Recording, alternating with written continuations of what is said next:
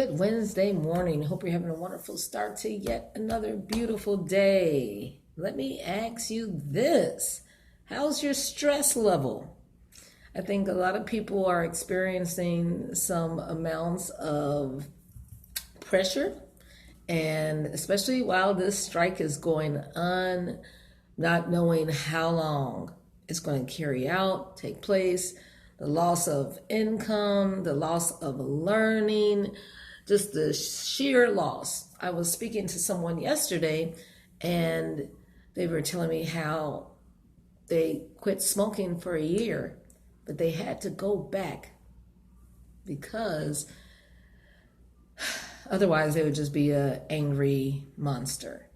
And I started talking to them. I was like, well, have you thought of just taking advantage of the resources out here as far as, taking a walk in nature and calm down? And they're like, yeah.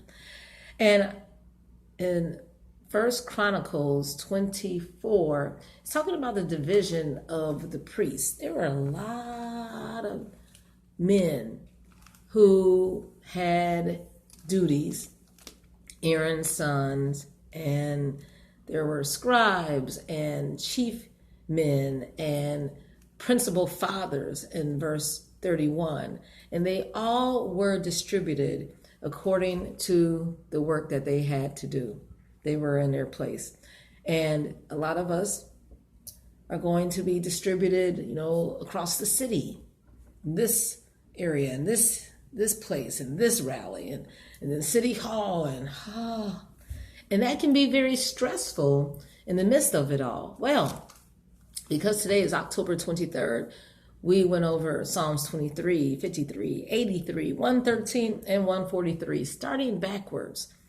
When you are stressed out, in verse 3 of Psalms 143, David was commenting how the enemy hath persecuted his soul. He has smitten my life down to the ground. He had made me to dwell in darkness, as those that have been long dead. He was depressed. Therefore is my spirit overwhelmed within me. My heart within me is desolate.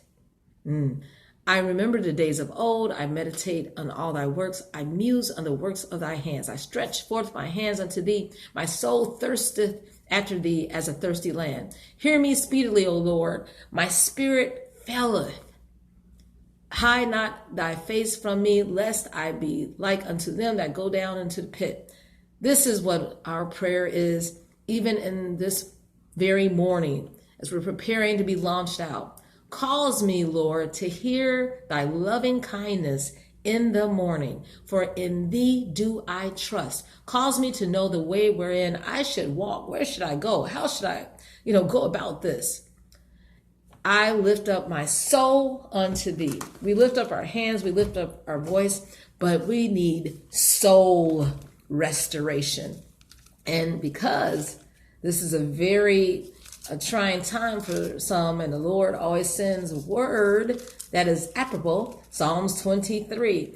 And I'm talking to, the ones who take elements or go to other resources to calm down when they want to grab that drink. No, the Lord is my shepherd, I shall not want. He maketh me to lie down in green pastures. You better find a tree, some grass, some outside snow, whatever. Go out in the elements of the Lord.